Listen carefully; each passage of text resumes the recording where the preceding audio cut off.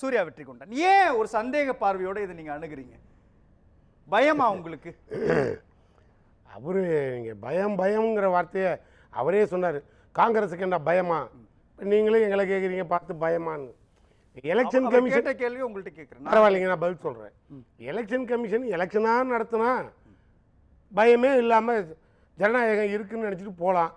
1000 பொட்டியை திறந்து போலானதே 1000 ஓட்டு. பொட்டியை திறந்து பார்த்தா 1500 ஓட்டாக இருக்குது.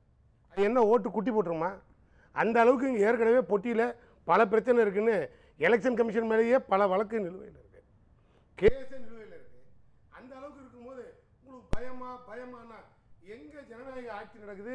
இங்கே எங்களுக்கு பயம் இல்லாமல் இருக்கிறதுக்கு ஆட்சியே சர்வாதிகாரம் தான். இதே நான் வந்துட்டால் சர்வாதிகாரம், வந்துட்டால் இப்போ மட்டும் என்ன வாழுது? இப்பயே சர்வாதிகாரம் தான்.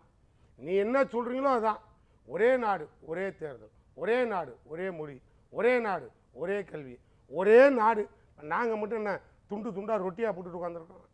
ஒரே நாடு தானே.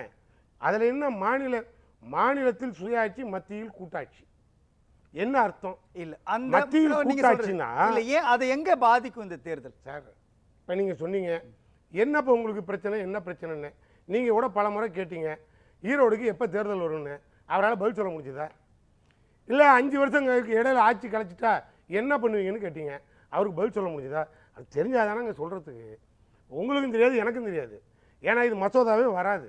அதான் எங்கள் முதலமைச்சர் தெளிவாக சொல்லிட்டார்ல, இந்தியா கூட்டணி ஆரோக்கியமாக இருக்குது, மசோதா வலுவலந்து நிற்கிது. அது தெம்பு இருந்தால் வர வேண்டியதானே. அது வராது, வர விட மாட்டோம். அப்புறம் மெஜாரிட்டி இந்த பேச்சை ஏன் உருவாக்குறாங்க? ஏங்கப்பா நீங்கள் ஆர்எஸ்எஸ் பிஜேபியும் கையில் தூக்கிக்கிட்டு மொத்த பேரையும் அனுப்பிட்டு டூர் தேட காட்டிடலான்னு முயற்சி வேணால் பண்ணி பார்க்கலாம். நீங்கள் தூக்கிட்டு அலைகிறீங்க, நாங்கள் பின்னால் வரோம். அதை எது உருட்டிகிட்டே தெரியுதோ நாங்கள் ஒரு பக்கம் உருண்டுக்கிட்டே ஓடுறோம்.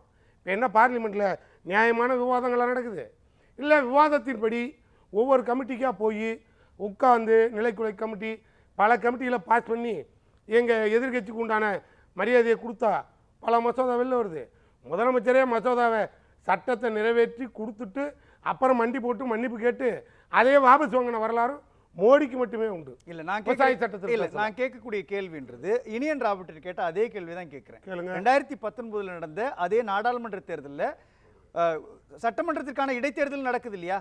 அப்போ மக்கள் ரொம்ப தெளிவாக புரிஞ்சுக்கிட்டாங்க மத்தியில் யார் ஆட்சி வரணும் அப்படின்றதுக்காக திமுக கூட்டணிக்கு வாக்களிக்கிறாங்க. அதே சமயத்தில் மாநிலத்தினுடைய இடைத்தேர்தலில் யார் வாக்களிக்கணுன்றப்போ அன்னைக்கு ஆட்சியில் இருக்கக்கூடிய அதிமுகவை விட திமுகவை தானே வாக்களிக்கிறாங்க. அப்போ மக்கள் தெளிவாக இருக்கிறாங்க அப்படின்றப்போ ஒரே நாடு ஒரே தேர்தலை கொண்டுட்டு வந்தா மக்கள் தெளிவாக வாக்களிப்பாங்களே. எனக்கு யார் நல்லா ஆட்சி கொடுக்குறாங்கன்றத ஏன் அதன் மேல நம்ம சந்தேகப்படணும்? நான் இப்போ சந்தேகத்துக்கு உண்டான தெளிவான விளக்கத்தை நம்ம மக்களுக்கு புரியுற மாதிரி சொல்கிறேன். என்ன பிரச்சனை உங்களுக்கு? அதில் என்ன பிரச்சனை? எலெக்ஷன் கமிஷன் ஃபுல் டைம் ஜாபாக ஒர்க் பண்ணுது. இப்போ என்ன அது 5 வருஷத்துக்கு ஒரு தாட்டி நடத்திட்டு அதை கலைக்க போகிறீங்களா? அது என்ன பார்ட் டைம் ஜாப்பா? நான் தெரியும். ஒரே ஒரு கொஸ்டின் நாங்கள் கேட்குறது, ஜனநாயகம்னா என்ன தெரியுங்களா? ஏதோ இங்கே ஃபுல் மெஜாரிட்டியில் நாங்கள் ஆட்சிக்கு வந்துட்டோம், நீ மேலே எந்த ஆட்சி இருக்கோ இல்லையோ இங்கேயே நீங்கள் இப்போயே நாங்கள் ஃபுல் மெஜாரிட்டியில் ஆட்சி இருக்கும்போதே எங்களை தொட முடியல, அவ்வளோதான். ஆனால் ஆட்சி இருக்கும்போது ஆளுநர்னு ஒரு ஆளை போட்டு நீங்கள் ஆரிய மாடல் ஆட்சின்னு ஒன்று நடத்துகிறீங்க. அதையும் கடந்து ஜனநாயகம் அரசியலமைப்பு சட்ட புத்தகம் உயிரோடு இருக்குன்னு ஒவ்வொரு மசோதாவுக்கும் நாங்கள் பாஸ் பண்ணுறதுக்கு உச்சநீதிமன்றம் போய் தான் திரும்பி வரோம். இதெல்லாம் நடக்கிறது. இதுக்கு கொஞ்சம் நெஞ்சம் ஜனநாயகம் இருக்குது. அதனால் அந்த ஜனநாயகம் இருக்குது உயிரோடன்ற நம்பிக்கையில் நாங்கள் வண்டி ஓட்டுறோம். இப்போ நீங்கள் மாநில கட்சிக்கும் தேசிய கட்சிக்கும் 2 வித்தியாசம் உண்டு. தேசிய கட்சியெல்லாம் இப்போ தேய்பிறை மாதிரி இருக்குது. மாநில கட்சி இந்தியா முழுக்க ஒவ்வொரு மாநில கட்சியும் தன்னாட்சி அதிகாரம் பெற மாதிரி அது வலுவாக வந்துருச்சு. இங்கெல்லாம் இப்போ 2 தேசிய கட்சிக்கு வேலையே இருக்காது. இப்போ 50 வருஷம் 60 வருஷம் ஆச்சு, ஆளை காணான்னு தேடுறானுவோம். இப்போ அந்த கண்டிஷனில் தமிழ்நாடு இருக்குது.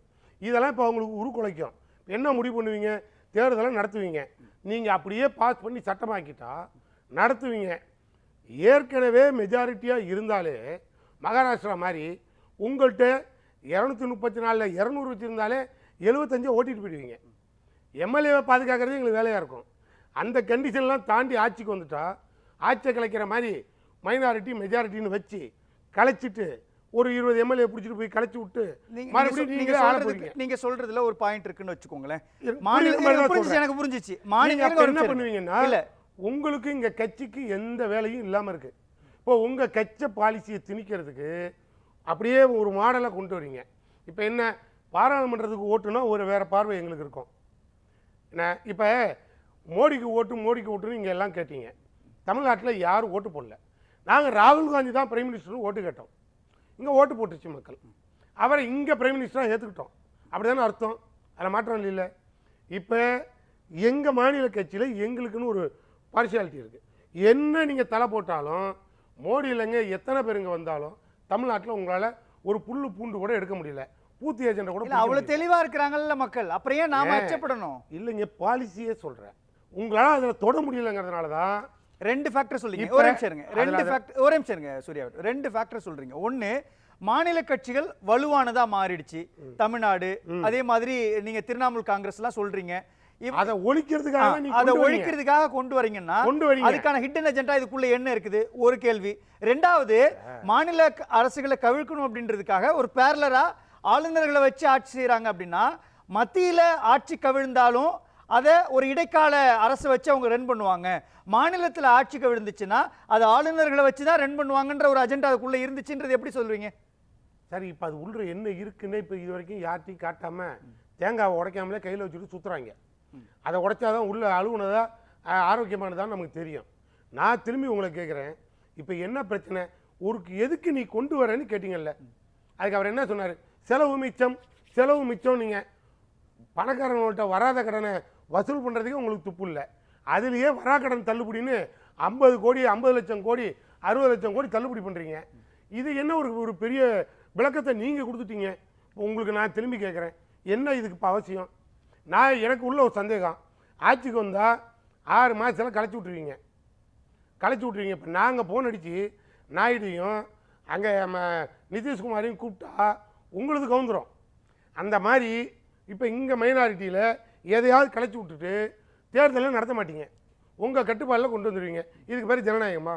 சர்வாதிகாரமாக ஜனநாயகமா?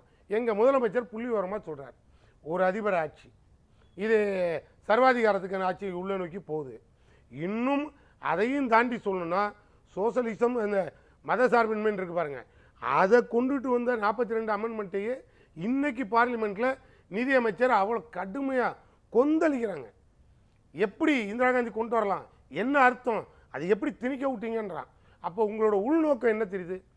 நிர்மலா சீதாராமனோட பேச்சில் நம்மளோட பார்வைக்கும் அவங்க பேச்சுக்கும் அர்த்தத்தை நீங்கள் கண்டுபிடிங்க.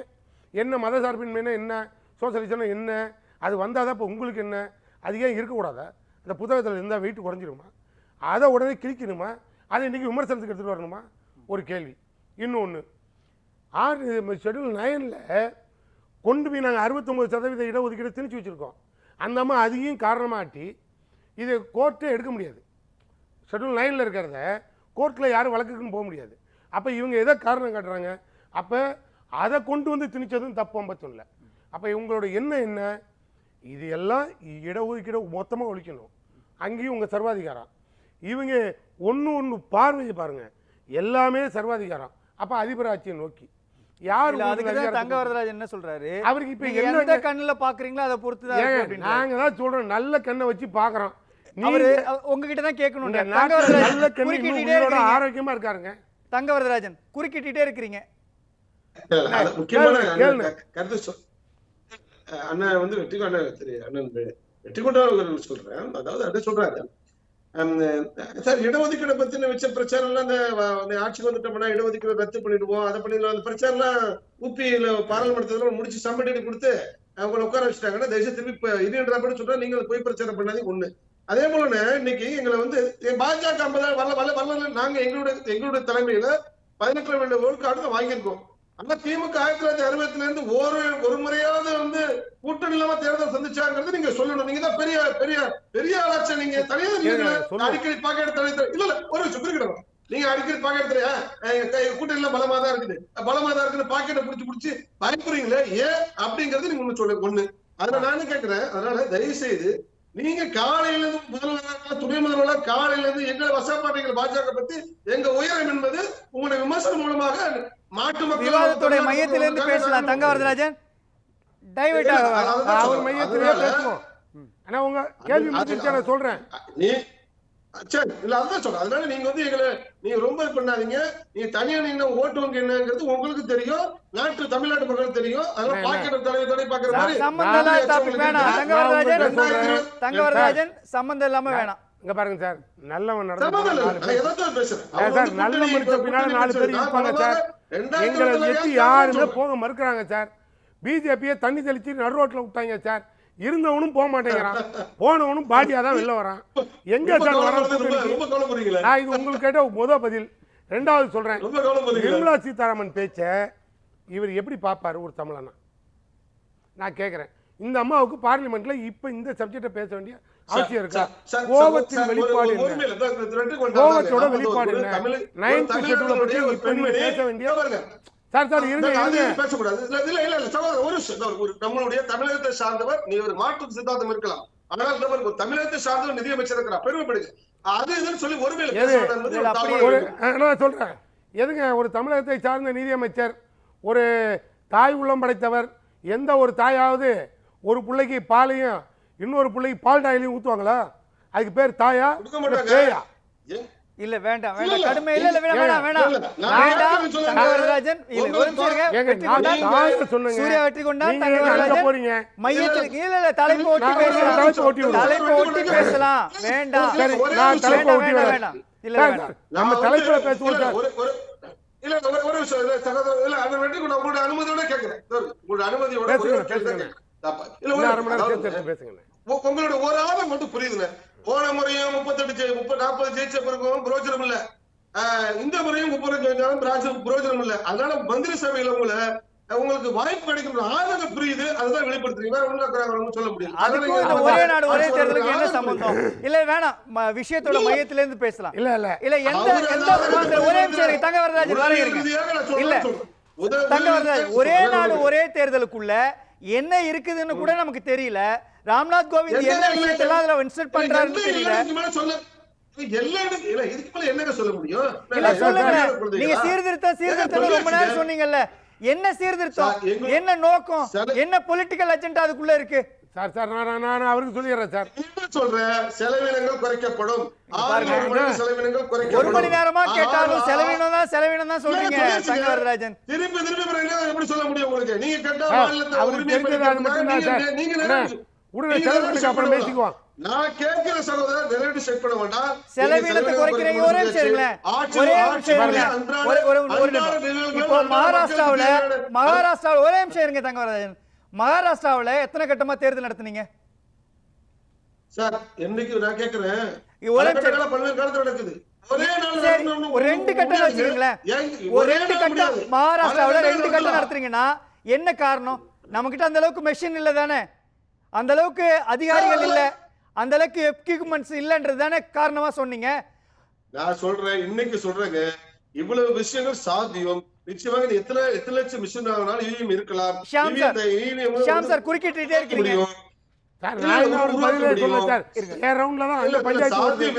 நீங்க 10 ஒரு 3 தேர்தலுக்கும் பிராக்டிகலா உள்ள விஷயங்கள் என்னங்கிறத சொல்லியாச்சு.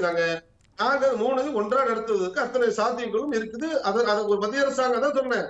முடியாது என்று மத்திய அரசாங்கத்தை பார்த்து கேட்பது அது நம்ம சொல்லல. ஒரே ஒரு கேள்வி பார்த்து கேட்க வேண்டாம் சார். எல்லா விஷயங்களும் ஒரே